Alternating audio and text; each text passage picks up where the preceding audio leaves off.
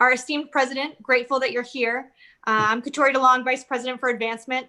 So Mark, before we dive into things, it's been a while since I've seen you on this platform. We've all been pretty cooped up the last 6 months. What has life been like for you and the Rudin family? Oh my gosh. Well, how you doing, Katori? It's good to see you. I'm good. I better look up at the camera here. How you doing? Actually, you know what? It's been quite different.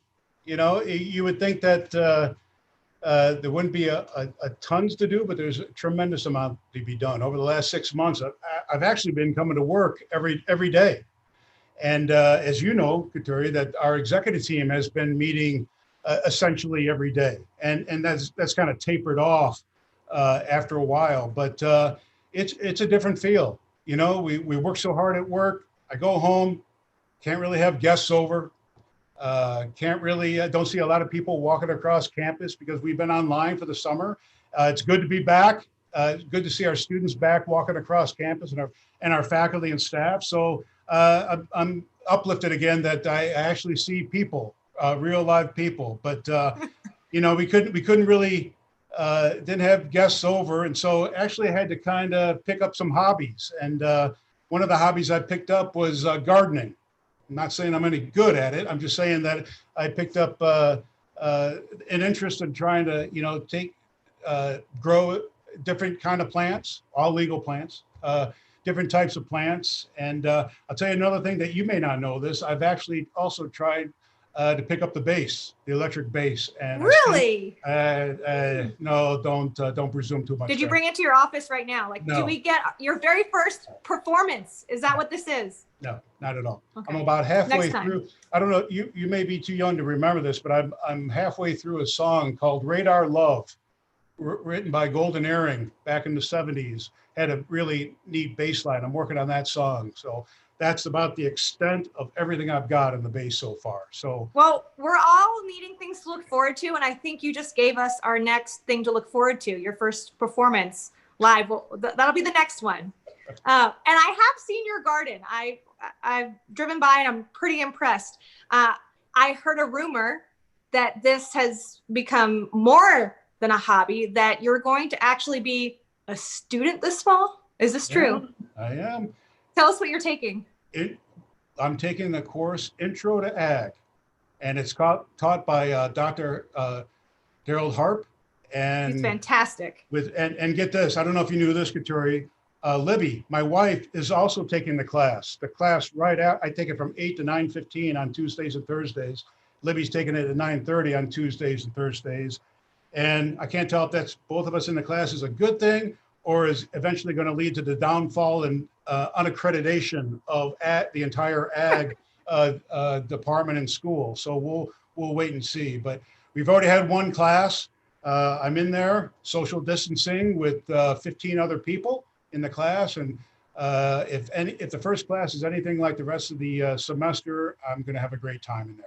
I think ultimately our goal, mine and Libby's goal, is to take this class, and then next semester, if we can figure out a way to squeeze it in, to take Intro to Horticulture. We actually start to learn how to grow plants and so forth. And maybe that'll help us out in this whole gardening expedition we're on right now. So I think that sounds wise. I know Libby's super sharp, so she might outpace you. I'm not placing bets, but I know you both are pretty competitive, and I've seen you get competitive with your growing. So right. I'm excited to see where this goes. I'm curious, what do your classmates think about you guys being in class? You know what, we had to, the first exercise of the day was we had to tell the classmates about yourself. We did the circular diagram where you put yourself in the middle and tell you about yourself. Uh-huh. And I got to be honest with you, all I did is say, work at the university, and I'm leaving it at that. So I just assume them not know who I am. I stick out like a sore thumb in the class, but I just assume them not know who I am. So we'll see how long that lasts. What did Libby share what her classmates thought about Libby being in there? No, I don't think that, but I from talking to Libby, I think some students were like, hey, wait a minute. You know, they didn't say anything to her, but they're like, who are, I think I know who you are. So the secret may be out, but we'll see. We'll see. Well, I I love that your family has taken a vested interest in life as a student at Commerce. That's really going all in. Yeah. I'm curious also, I sense this when I watch you, and I want to hear directly from you. How has your family influenced your leadership? Because I know they're a critical part of who you are as a person and as a leader. Yeah. You know, at the end of the day, I've told this story before that I don't know how many good things I've done in my life, but marrying Libby is probably the top one I've done. And she's kind of my rock and my the person that grounds me and doesn't let me get too high, doesn't let me get too low. I can't share a lot of stuff with her because I can't really divulge names when I come home, but you know, I can give her a sense of what's going on. And you know, she really is my ground and doesn't let me get away with too much. You know, I can come home and say, hey, enrollment was up today. It's going to be good. It's going to be great for the fall. And she'll be like, God, that's so great, Mark. But you know what? That garbage is not going to take itself out. So go ahead and get that garbage taken out. You know, so, you know, very, very well grounded there. I would say my kids, and especially my two daughters, who are, one is now in college and the other one is a junior in high school. I talk to them whenever they want to are willing and able to talk to me. I bounce things off them because I get a totally different perspective. When I think I may know what's going on on a particular issue, I consult with them because at the end of the day, Katuri, they give me a 17, 18, 19-year-old perspective on things. And when it comes right down to it, and I'll say this at the end of the day, what they taught me is that our faculty and staff and our alums are all incredibly important to the fabric of the university. But the priority of the university has to be the well-being and the success of our students. Absolutely. And they always tie that back for me. We do a lot of things. It's a very complex organization. But if we don't have our eye on the ball of how we best help our students, how we create a safe, healthy, inclusive, academically sound space for them to learn and go on to graduate and be successful, we're not going to be successful as an institution. And that has to be our priority. So I guess I would say my kids, Izzy and Mia and Noah, certainly helped me in that regard. That's good. I mean, I hear you talk about student-centeredness all the time and our leadership, and I think that's critical. And I love that your kids put that into practice and help keep you accountable every day. I like that. Yeah. So speaking of student-centered, give me a snapshot of what fall looks like at Commerce this year for our students. Okay. Well, I can tell you this, it's going to look absolutely nothing like fall of 19. Okay. It's obvious where we are as a school, as a state, as a society in the pandemic and all these other national issues that are confronting our nation. And at the end of the day, we have to make sure that our number one priority is to ensure that we have a healthy and safe environment for our students and our faculty and staff to be successful and to maintain academic excellence. That's what we have to do. Okay.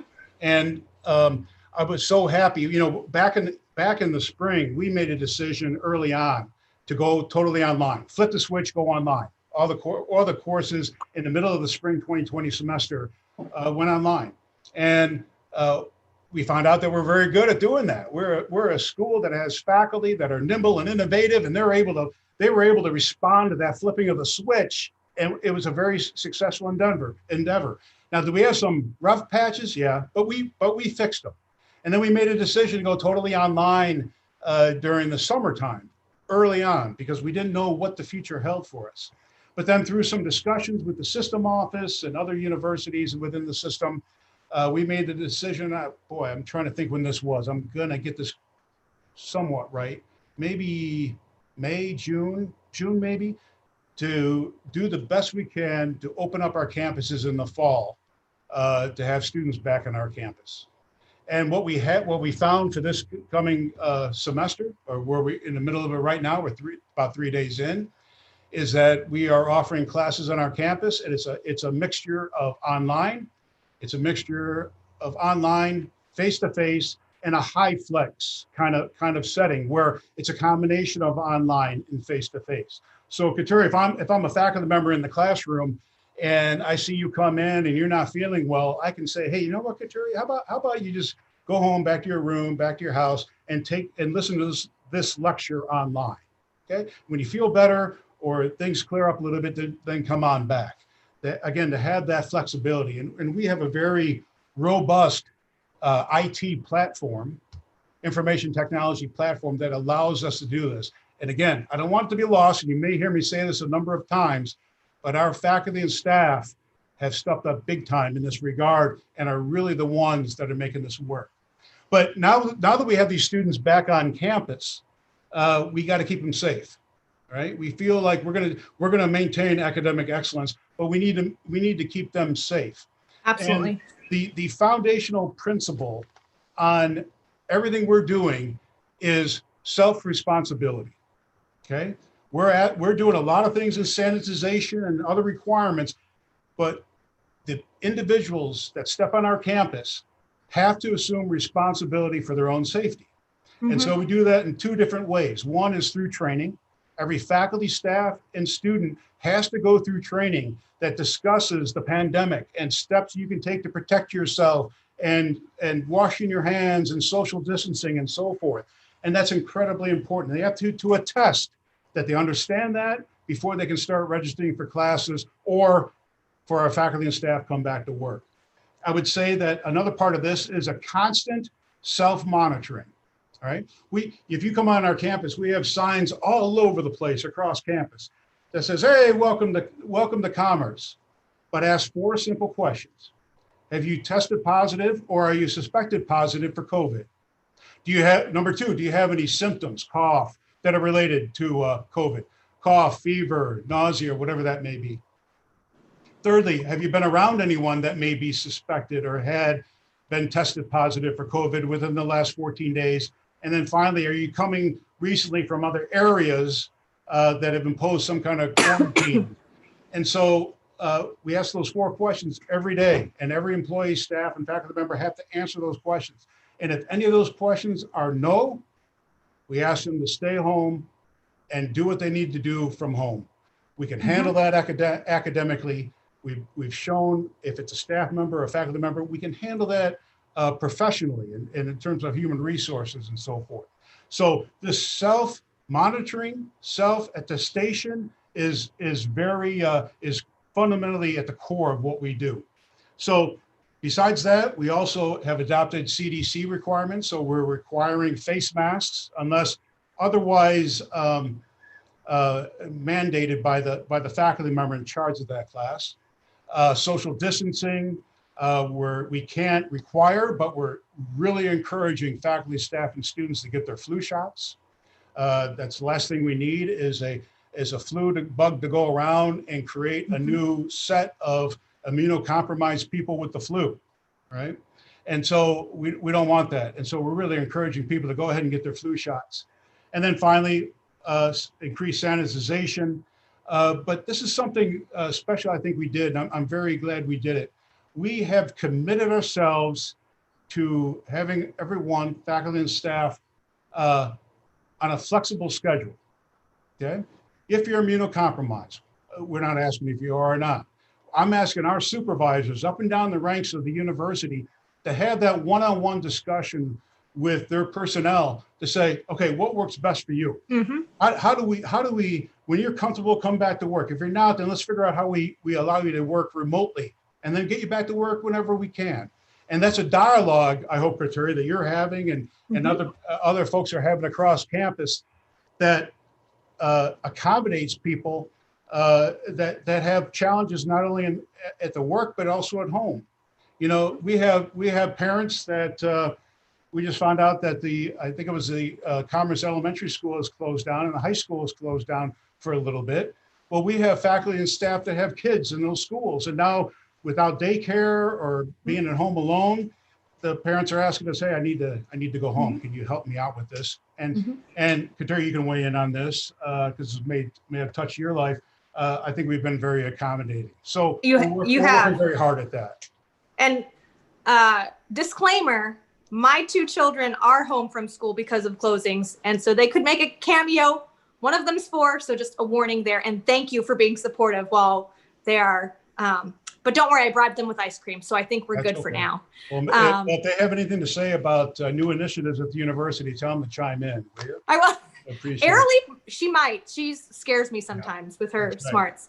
Kateri, can I just follow up with one more thing? Please do. We are closely monitoring. A lot of people ask, well, what is it going to do? What is it going to take to close down? Okay.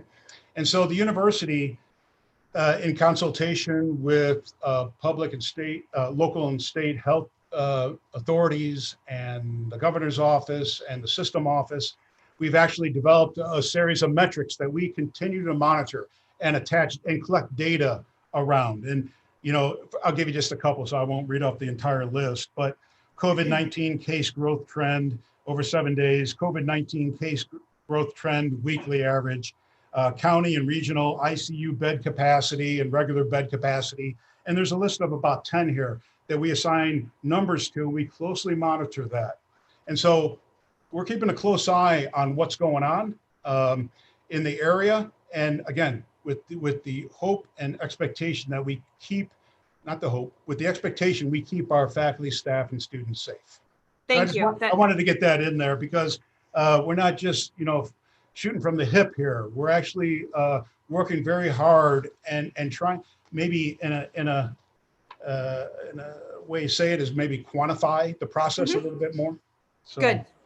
So not surprising, we aren't the only university wrestling with COVID and the uncertainty around this fall opening. This is a global pandemic. So I'm curious, what are we doing differently here at Commerce than other universities? Yeah, I'll give you 2 examples. Okay. The first one, and I attribute this to the great work of our academic affairs side of the house, Provost Humphreys and Associate Provost Dobbs. From the get-go, we did not mandate, hand any edicts down that said, faculty, thou shalt instruct like this. We had a discussion with our faculty, our department chairs, and our deans to say, you all figure it out, faculty. You have X number of courses you want to teach. What works best for you in the classroom? Maybe in some cases, if you're teaching three classes, you may say, I think it works best if I offer these 2 online and this one in face-to-face. But we wanted them to make that call, okay? And at the end of the day, we're probably at about 60% online, probably about another 20+ % face-to-face, maybe a little bit more than that. And then the rest is high flex. And I think by doing so, we empowered the faculty to make those type of decisions. Some other institutions didn't do that, and they're getting a lot of pushback from their faculty and faculty senate because you're making us teach when we don't want to teach face-to-face, or you're making us teach online when we want to teach the face-to-face. We left that up to our faculty. I'll tell you another area, and I've already mentioned this once, but it bears the mention again, that we have a tremendously experienced faculty that know how to teach online, and they know how to use technology in the classroom. Okay, and we have, again, this D2L. This is our IT informational technology platform of how you teach online, the software and the hardware, and that allows you to do that. It's very robust and offers a lot of flexibility. I just had this discussion with our provost a couple days ago.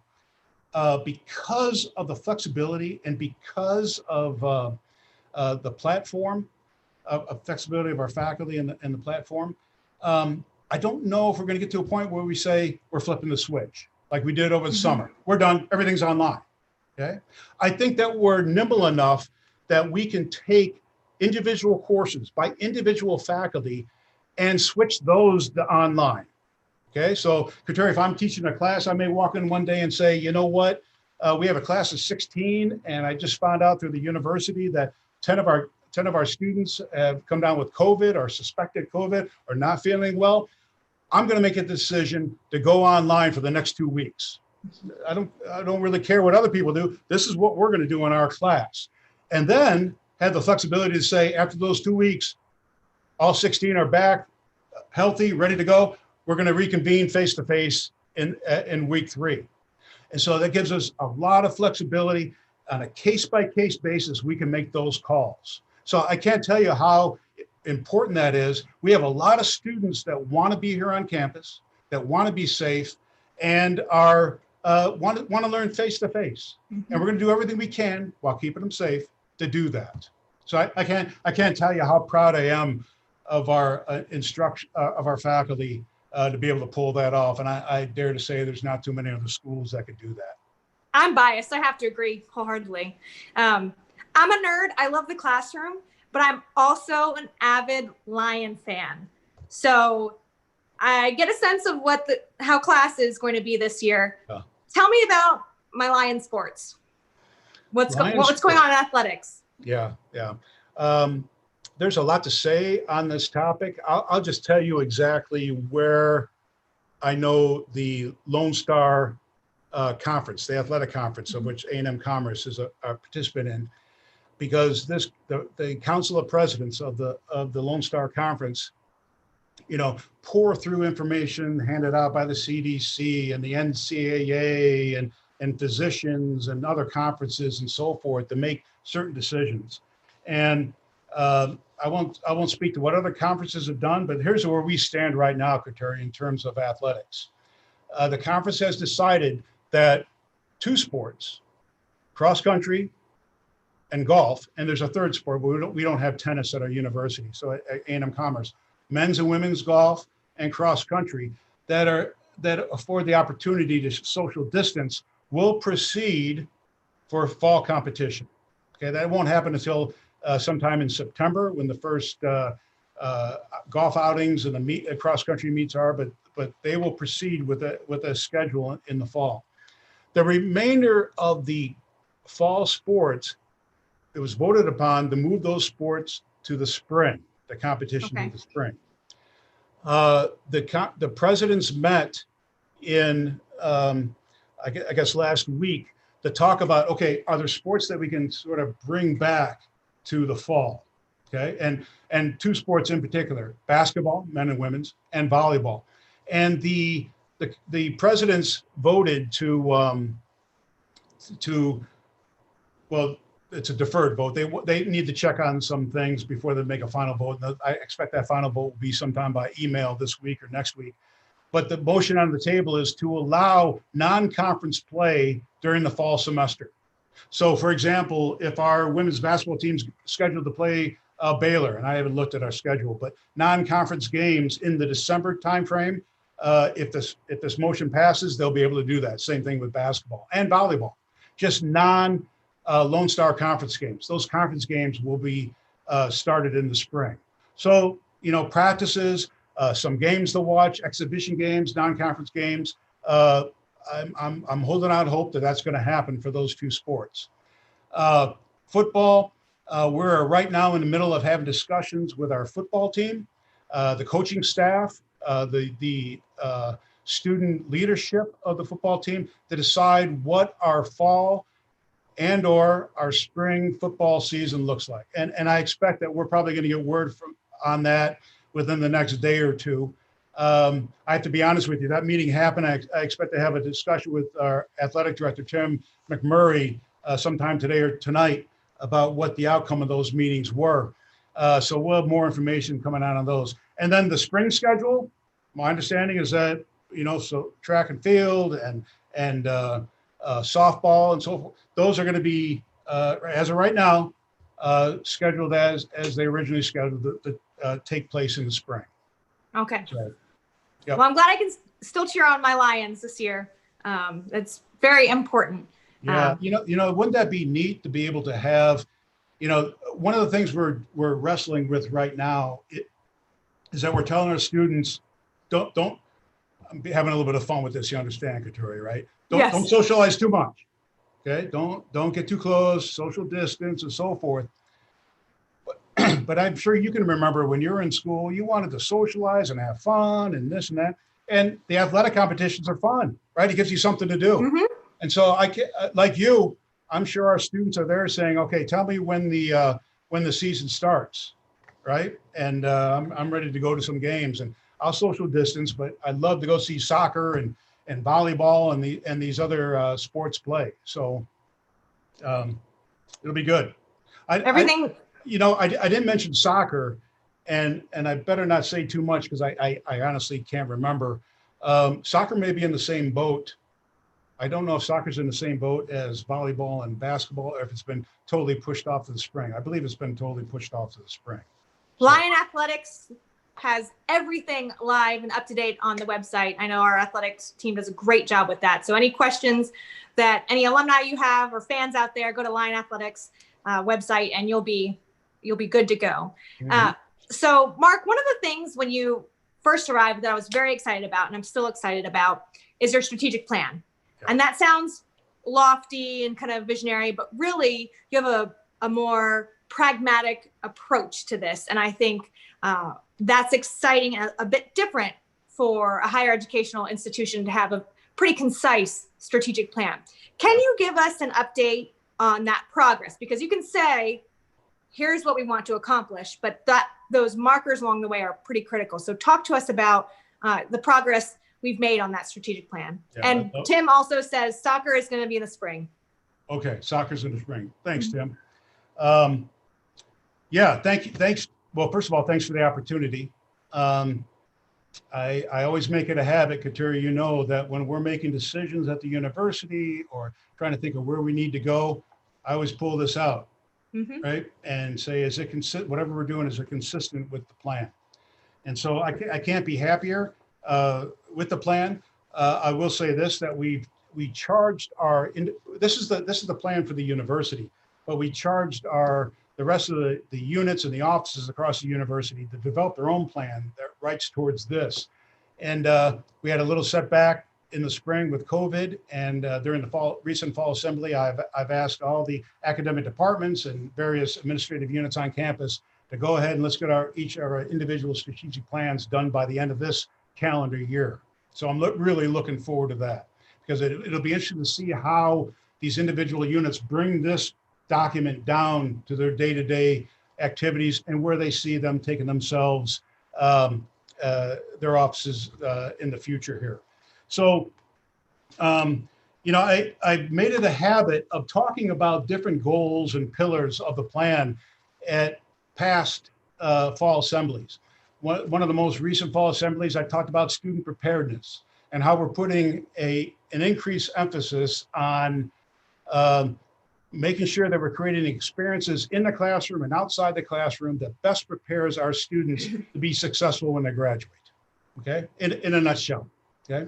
The last fall assembly, I guess last spring, I talked a little bit about research, because we talk about one of our goals is to elevate research, right? And what that means at an institution like A&M Commerce. We have a lot of research going on. How do we best leverage that research to increase student learning, to increase grant writing, and leverage that to bring more money and valuable resources to the university?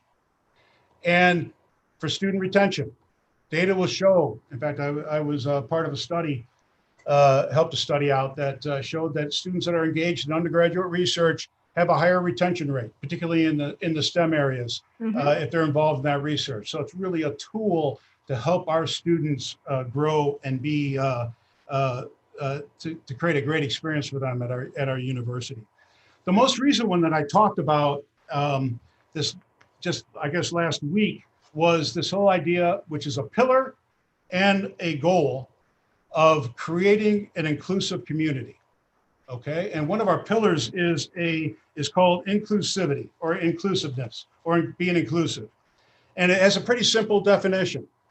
Okay, it says ensuring a welcoming environment where all are respected.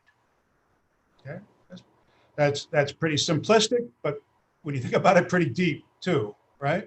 Moments ago, I talked about one of our goals here, one of our ambitions is to create a safe, healthy, inclusive, academically sound, excellent environment for our students to realize their ambition and go on to be successful. inclusivity, being comfortable where you are, understanding what your place is in the university, and being respected for your views in the classroom when there may be bantering and discussion going on, and how every student and faculty can learn from each other during these types of interactions and discussions, and really embrace that and be part of that. So I kind of hammered home inclusivity at this last fall assembly. Again, creating a welcoming environment where everyone's respected. And so I introduced 3 initiatives in this area. And if it's okay with you, Katerina, I'd like to talk, just briefly mention all 3. Absolutely. The first one is something we're calling Cultural Competency Initiative, okay? I've heard from students across campus, regardless of race, regardless of gender, regardless of veteran status, disability, whatever that may be, it would be nice if people would better understand who I am when they're discussing with me and teaching me and so forth. And so I asked our Diversity, Equity, and Inclusion Committee to put together an undergraduate certificate program in cultural competency. Now, I know that's a lot of academic gobbledygook, but at the end of the day, what it means is that we are teaching people how to relate to people that are different than you, okay? And respect those differences and continue to move forward. Maybe this world needs a little bit more of people coming together and understanding each side and respecting each side. And so our DEI committee, in partnership with the College of Humanities, Social Sciences, and Arts, is putting together this 4-course sequence undergraduate certificate program for credit, which of course the first class will be a signature course, which is a freshman level class that introduces A&M Commerce to incoming freshmen and transfer students, will be offered this coming spring. So I'm really excited about that. Dr. Lavelle Hendricks is heading that up for us. What we hope for is that we eventually take the information in those 4 courses and develop training modules for our faculty and staff. I've asked our VPs to be open to having competency-based training in their respective areas. I'm starting a discussion with the provost and Julia Ballinger. Dr. Ballinger is our incoming faculty senate chair to talk about do we require this for faculty? I hope so, but let's talk about how we make that happen. Okay, so I'm really excited, Kateri, about that initiative. Second of all, it seems like more than ever in our institution and state and national culture and climate, I want to create a new vice president position for inclusion, VP for inclusion. Again, this is someone that owns everything I'm talking about in inclusion. And you know, you hear stories about other campuses that create a diversity, equity, and inclusion AVP, associate vice president, or a director or chief diversity officer. But a lot of experiences I've had with that position is that, you know, whether it's hiring or firing or evaluation or searches or curriculum, this person is always kind of looking in. How do I, okay, you told me you want me to enhance diversity, equity, inclusion, but you're not letting me into the discussion, right? And so I want this person to be raised up to a level of a vice president that will take and have a seat at the executive team table to make sure that we institutionalize inclusion at our campus, okay? That's going to be a big step, and we are putting together right now the search committee for that particular initiative, and you're going to hear more and more of that. The third initiative, and it's been getting a lot of press lately, is the changing of the name of our library and the lake to the entrance of the university. And a lot of thought, a lot of effort was put into this. We landed at 2 names that we're very happy with, to rename the library the Velma K. Waters Library. And we're going to be providing additional information on Velma.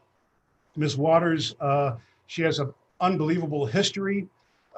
She strikes me as a hard worker, a pioneer, the first undergraduate African-American admitted East Texas State back in 1964 after a number of times trying to get into the university. And, you know, it wasn't for the lack of trying to get into this university. It's obvious that she had the smarts to get in. She ended up, after graduating here, to go on to get 2 masters at SFA. I didn't see any behavioral problems in the literature or anything about her. She seemed well prepared. Dare to say that perhaps what she looked like, her appearance, was maybe the reason she didn't get in the first couple times.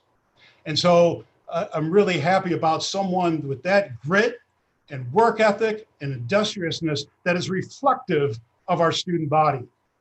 And I think that's a perfect person to be to name a centerpiece of learning, the library. Secondly, Charles Garvin, naming the lake after Charles Garvin, who was the first graduate student to enter the university. I had the pleasure to visit with the Garvin family and learn so much about Mr. Garvin and what a advocate, again, another pioneer, but an advocate, a staunch advocate for education and everyone that he touched.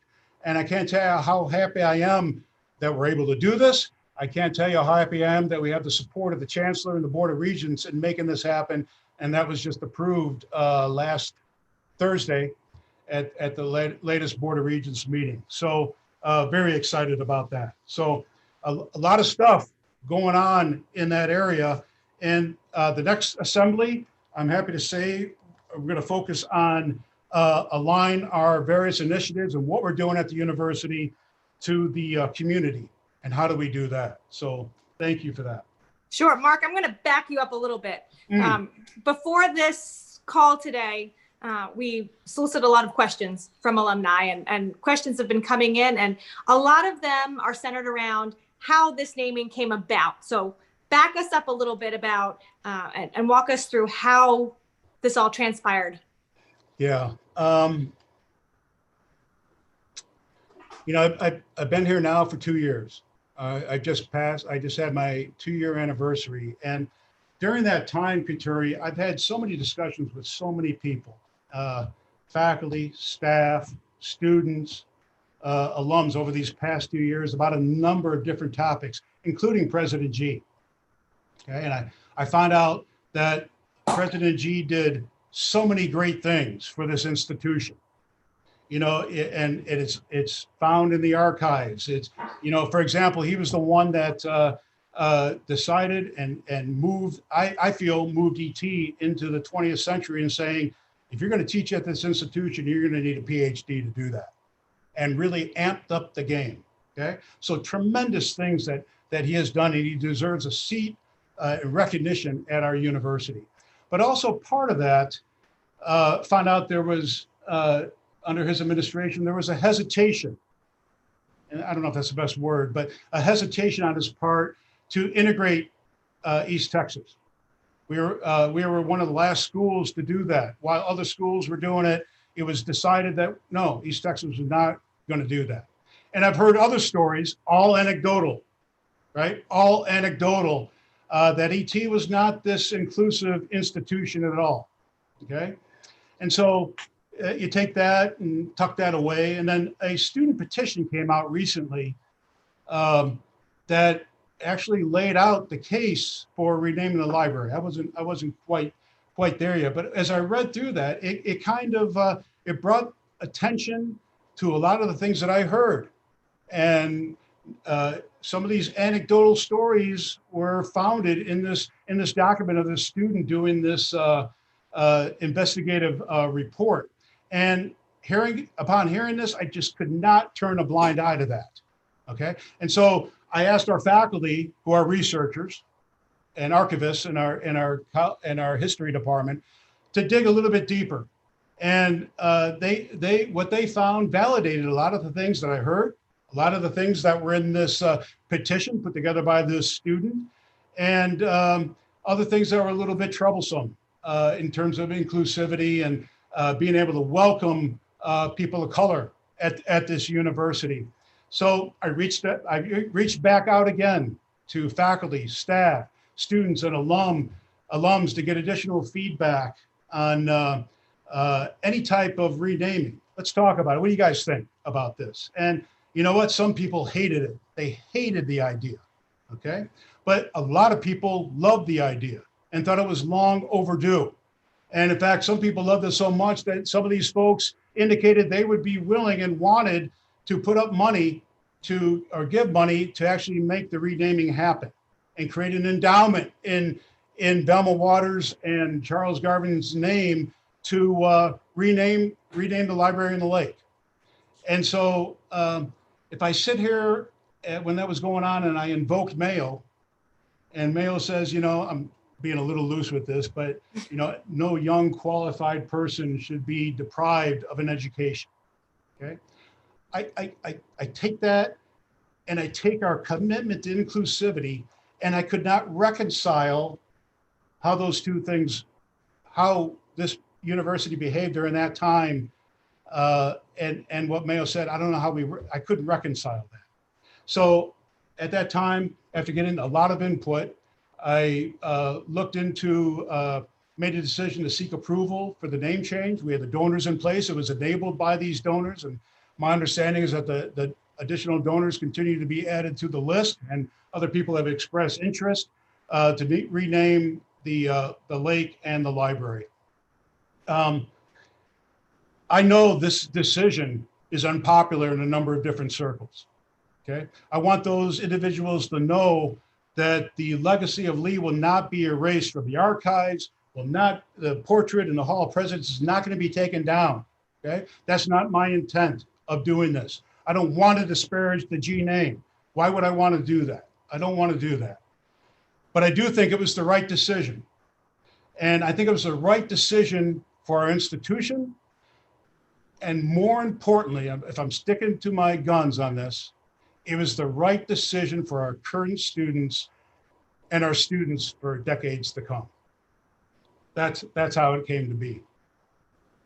Well, thank you, Mark. I appreciate it. I'm sure the alumni all appreciate a full picture. And I think I also want to thank you for putting some meaning behind the word inclusion. I think sometimes that seems abstract, but really it just gets to our roots as a Lion family. You know, we are a welcoming family, and that's something I felt the first moment I felt on this campus, and I know our alumni speak to that quality as well. So we want to maintain that inclusive, welcoming family feel. So on social media, everywhere, you see these funny memes about like 2020, can it just be over, right? Everyone's just done with 2020. Mark, tell me about some new initiatives for 2021. Hey. What can we be looking for? Now you're talking. Now you're talking. Okay. So I had the pleasure and the privilege to announce some of these things at the fall assembly.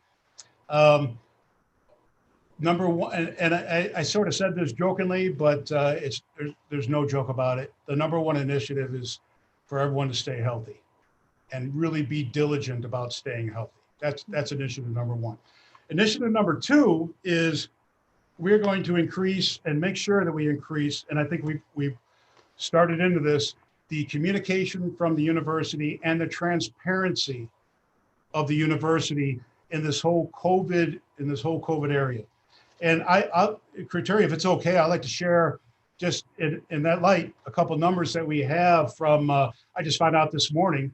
Please do. Yeah, I found out that we have 25 individuals who have tested positive on our campus, okay? 24 students, 1 staff member. We have 42 people in quarantine, okay? Some of that's duplicative with the individuals that are tested positive, but there's some people that may have come in contact with these people that were put in quarantine, and let's wait and see what happens. And we have a couple housing units that are currently in quarantine that we feel like we started off the semester not so great. We had a little bit of an outbreak, but I think our emergency operations system and our contact tracing, keep your fingers crossed on this. I think we've now understand the situation and have the situation contained. And with the quarantine of these individuals and those that have tested positive that maybe have gone home or in self-isolation, I believe we have that particular situation contained, which I'd much rather have that than what's going on in other schools. I think I saw Alabama had 300 or 500 students that are positive right now. So kudos to our student health services and our emergency operations center on that. We continue to outreach to independent school districts across the region. We have made some great grounds in reintroducing ourselves as A&M Commerce, as a school to go to that serves urban and rural Northeast Texas. Another thing we're working on, this is incredibly important, and I can't tell you how happy I am about our new VP for Enrollment Management, Michelle Bond, who has come in here and has kind of turned the whole enrollment management on its head, and has really comes from Missouri State and has great experience on that, and walked in and said, boy, you guys wait a long time to enroll your next fall class. And so even though we're only in day 3, Michelle is already working towards recruiting, engaging, and offering the fall of 21 class coming in, and locking students in right now, and have an overwhelming majority of our students of the fall 21 class in place by the end of this calendar year. That doesn't sound like a tremendously big deal. It's a big deal if we can do that. Okay. Mm-hmm. Along those lines, we are also creating a Hispanic outreach center. We have found out we have over, I guess, 23% of our student body Hispanic, Latinx students, and those students face challenges that a lot of our other students don't face. Besides the language barrier and immigration status and so forth, they just may need different kind of help, different services. And we, with a focused effort in here, I think in this Hispanic Outreach Center, I think we can do a great job in helping those students and their families, mom and dad and grandma, who often come with them to the university, to make them feel more comfortable, make them feel more included in what we're doing on campus. If I can take a step back, Terry, this bullet reminds me that, as it sits right now, I don't right now have any interest or desire to change names of any other place on campus. I see no reason to do that. I'll tell you what I do have a desire in is, and this is a glaring hole on our campus, going back to inclusivity, is that we don't have a place of prominence on our campus named after an Hispanic individual. And that is so hard to believe, given our history of Hispanic students and faculty and staff and alums, that you and I could probably sit down around the room right now over a sketch pad and say, oh yeah, these are all the great prominent people that graduated from the ranks of our university that are doing great things that are Hispanic. I plan on getting a committee together to start looking at that, and let's start addressing that issue. So I apologize for going back to that. Another initiative that I'm really excited about is Nichelle has created really created a customer-friendly service in the Welcome Center that's located in the middle of campus. Great stuff going inside the building. I think the building is boring as heck. I think the location stinks for the building. And so I'm working with our VP for Finance and Administration, Tina Livingston, to save our pennies and start work on creating a new Welcome Center that will be located west of the music building. Okay, see where that is? The music building, move towards 24 in that grassy area right there, and really create that as our entrance to the university.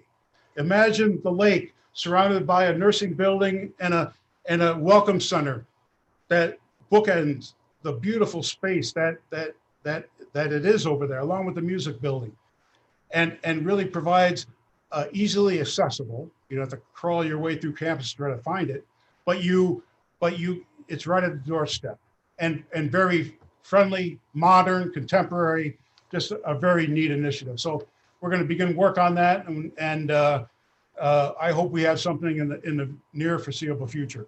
We are actively working on partnering with community colleges to create agriculture, business, and education academies.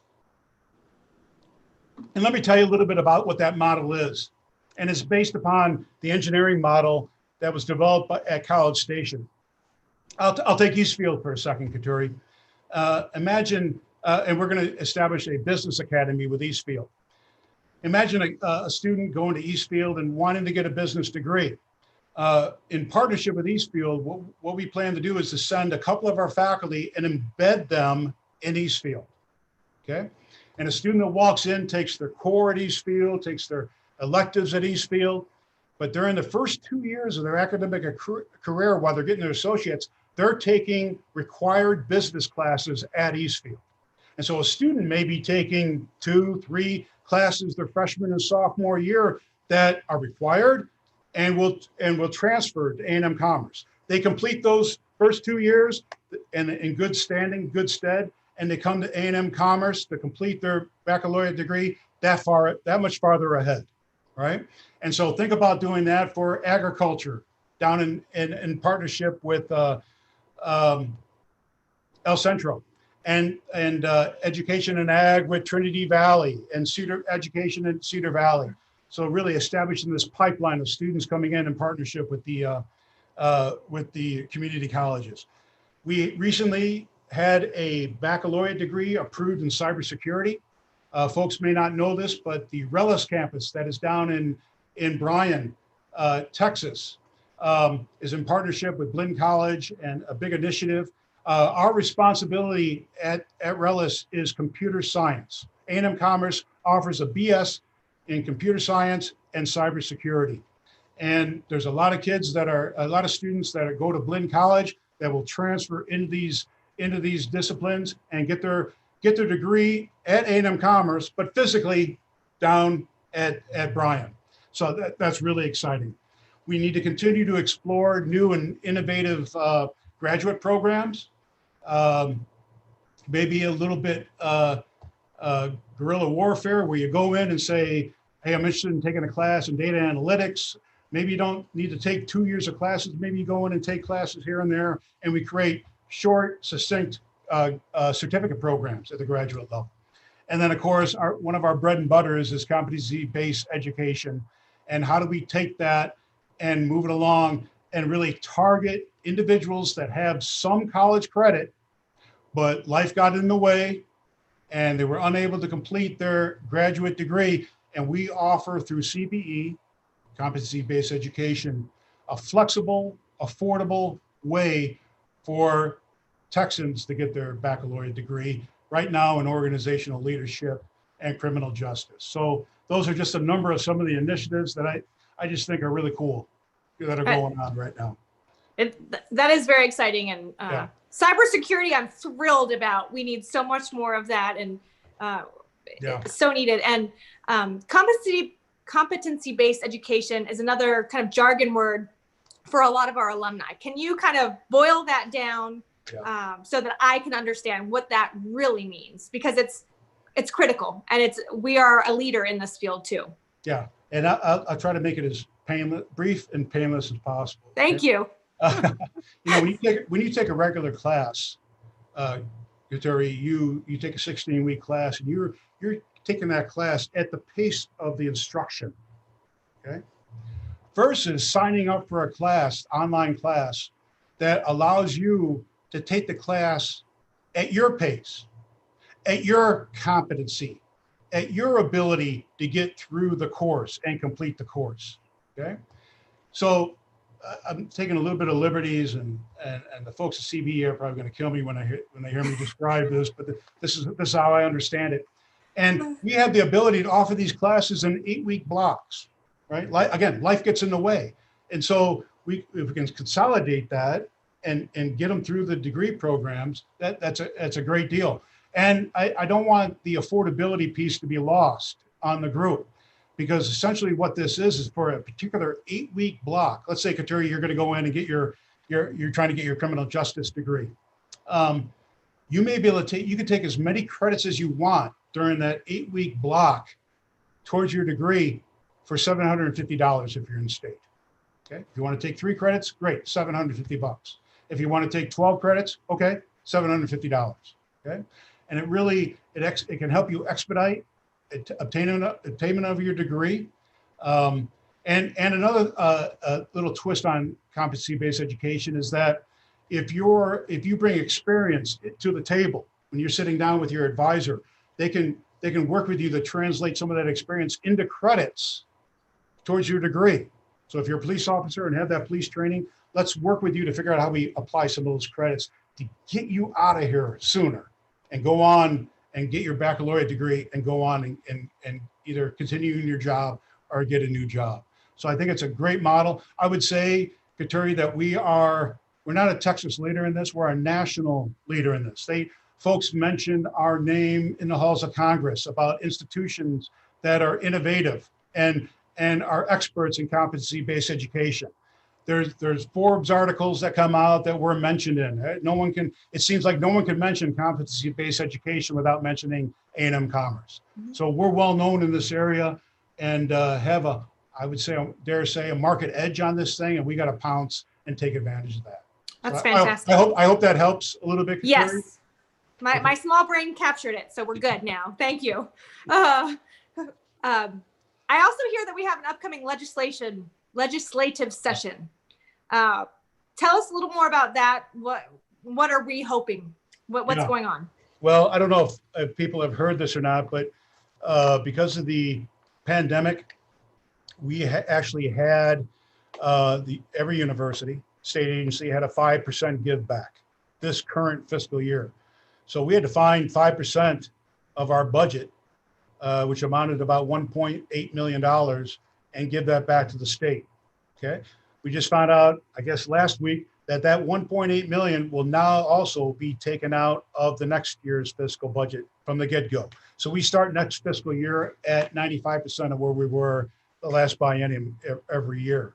So we went through a budget reduction exercise at the university. We took every step we possibly could. Job one was I tasked our folks with, I don't want people to lose their jobs, especially during the pandemic. And so we didn't, that was goal number one. We had a couple of instructors that are no longer with us, but that was kind of enrollment driven. Okay, so we did have some savings in that area, but I think we found the money, and I think we start off the new fiscal year in pretty okay shape. Okay, pretty okay shape. If there's some hallway whispers, but now that's died down a little bit, there may be another 5% cut on top of that. I hope that doesn't happen, but we have to be prepared if that happens. So we do have a legislative agenda that we're forwarding this year, and I'll just list these off for you to know what they are. The first one is we want our 5% back. If you hit the legislature, we want restoration of that 5% budget. Another initiative is that, again, investing in our bread and butter. We have an institute right now of competency-based education that we want funded continue to be funded by the state. We have a new initiative called a Texas Quail Restoration on this. And Kelly's research, or this initiative, is really relocating California quail from Idaho to Texas to see if they can inhabit Texas and to support the economic development, hunting, and so forth within Texas. Fortunately, it seems like we have a lot of quail hunters in the legislature. There's been a lot of discussion about this initiative.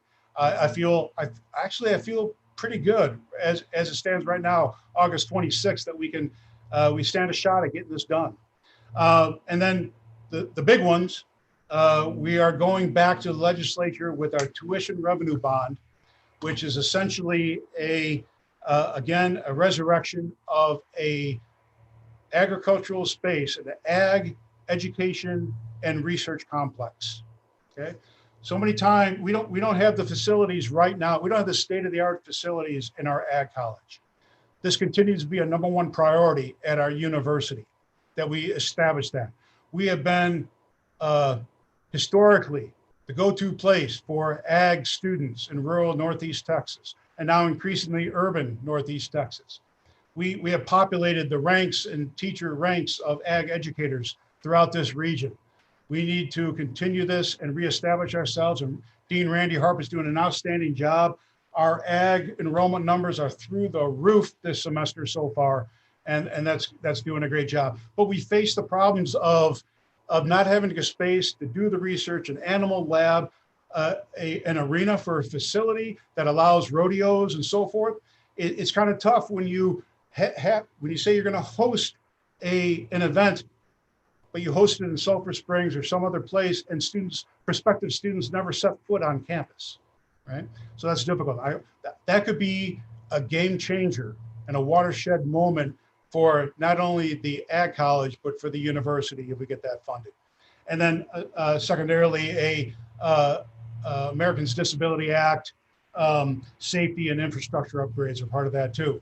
But you know, that ag research education center comes with a high price tag, $95 million. Can you imagine the economic impact $95 million would have on commerce, right? And the region. And this is the economic development guy coming out of me, Kateri, but I understand that if we get this building built through the tuition revenue bond, that it will result in more students, ag students. Mm-hmm. What really excites me though is that this economic development piece of, you know, if we pitch it right, and industry and businesses know that talent is king. How do I get access to talent? How do I get access to employers? Imagine a day where this is so successful over here that ag companies start setting up outposts in commerce and start to recognize commerce as an ag business, an ag tech kind of community, with its foundation being that Ag Expo Center, that research and education center. So I'm really excited about that. I am too. I'm Keep your big fingers time crossed. pulling for that. Keep your fingers crossed on that.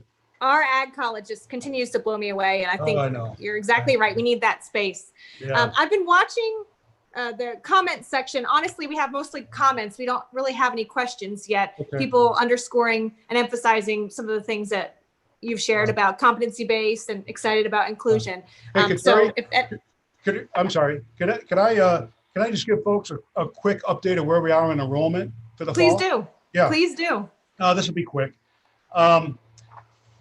We are down freshmen, and we're down probably about 300 plus freshmen. And we kind of knew this going in, incoming freshmen. We kind of knew this going in because through discussions with a lot of people and mom and dad and family, people are still really jittery about the pandemic.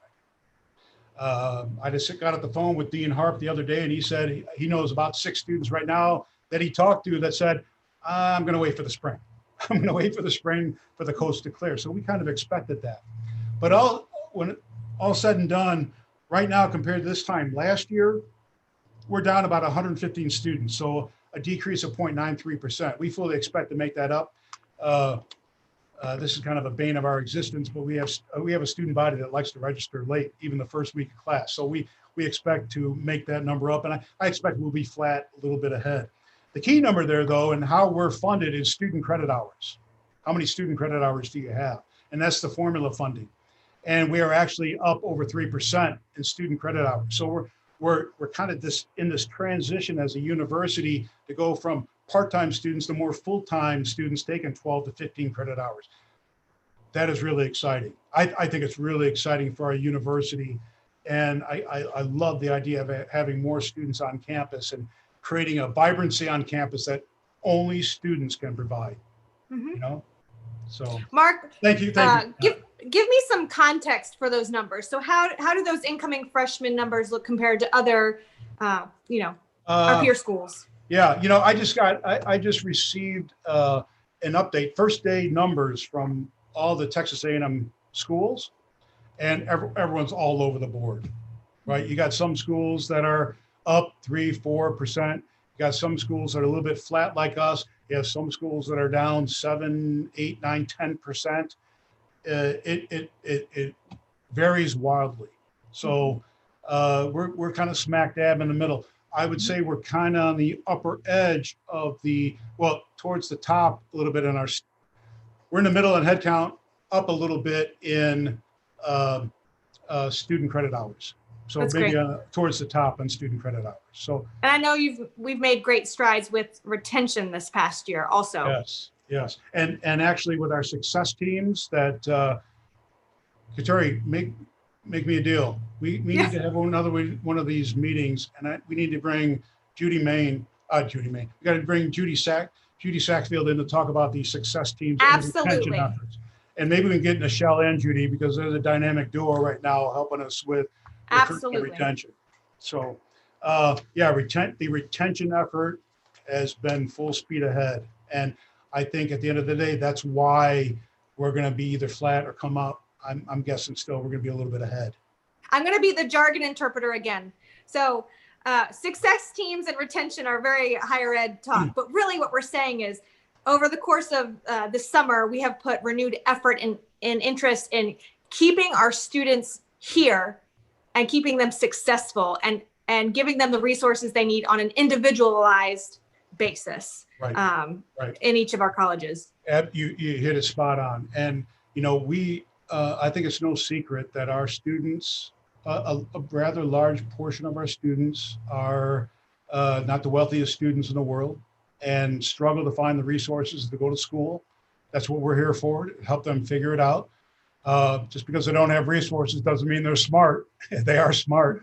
Mm-hmm. And we know they can be successful if we can find a way to make that happen. And so these success teams are simply a group of individuals that are assigned to each college that reach out to students to say, how do I help? How do I help you navigate college? How do I help you schedule for classes? How do I help you with financial aid? And that helps with retention, which is keeping them here, retaining them here so they can proceed with getting their degree. That's absolutely retention. Education transforms lives. And if we can't keep our students here and get them the degree they came for, then we're not doing our job. And I'm thrilled to see the renewed focus and investment here that you have provided. So thank you for that. Thank you. Before I wrap up with some final questions, we did get one I really like from Brendan Price. He asks, what are your thoughts on school spirit and history? And then, and updating signage to buildings. I don't really, Brendan, if you want to add another spot to your question, I don't understand the last part, but Mark, tell us, what are your thoughts on school spirit and history?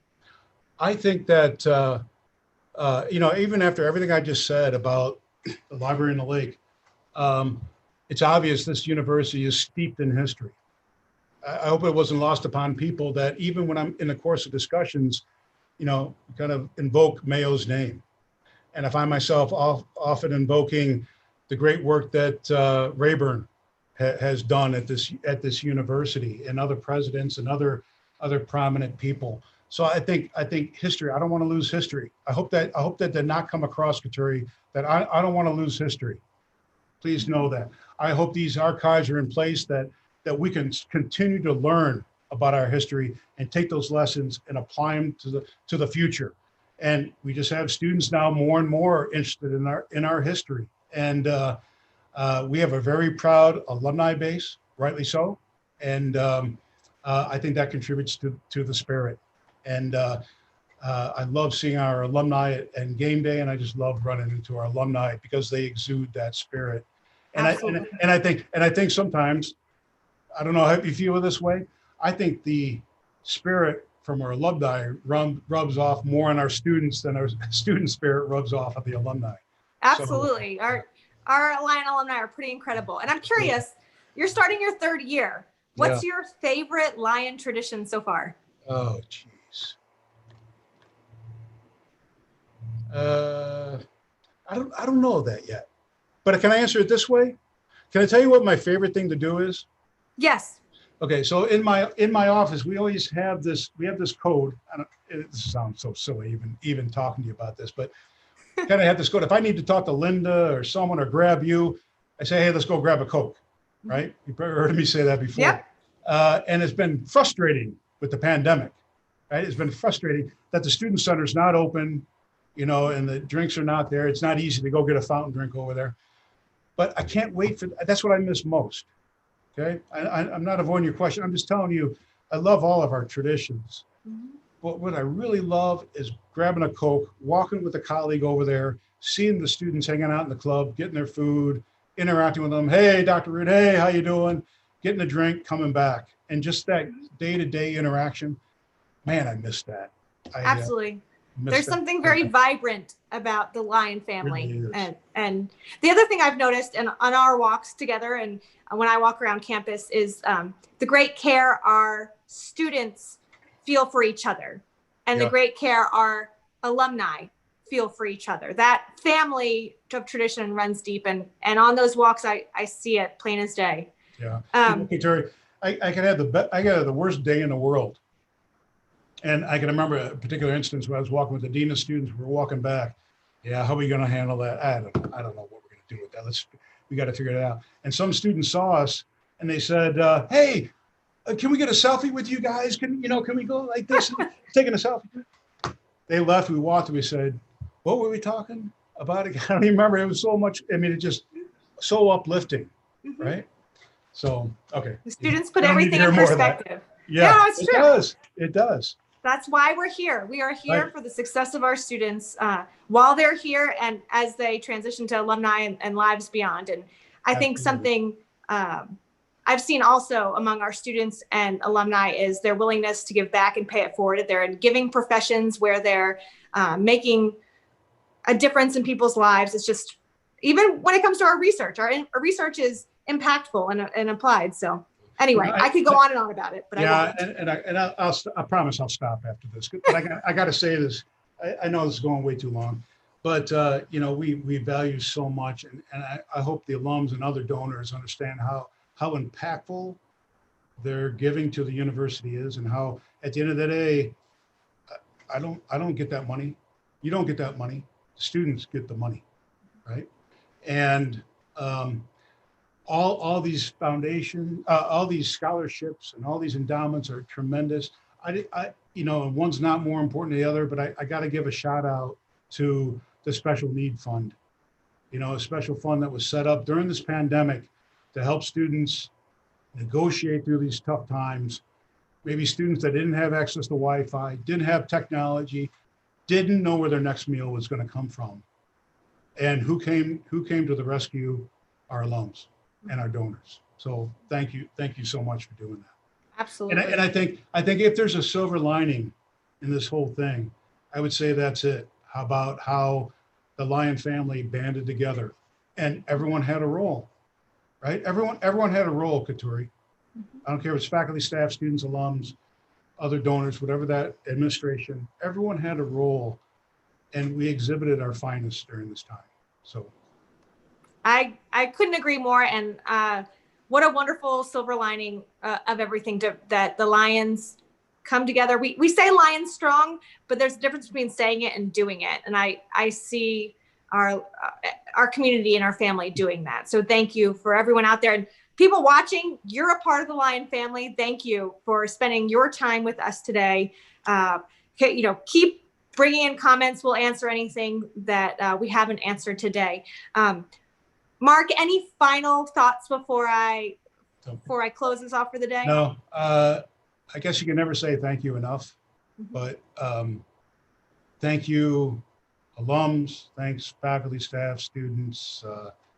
Thank you, everyone. I hope that doesn't ring shallow, because it's not. You guys are great. Go Lions. Well, go Lions. Everyone stay safe, stay well. Mark, thank you for keeping our student success, health, and well-being at the forefront of everything we do. And go Lions. Take care. Until next time, when you come back and play the bass, that's the next follow-up. Now that I found that out. Radar love. We'll do it. All right. Take care, Katuri. Practice.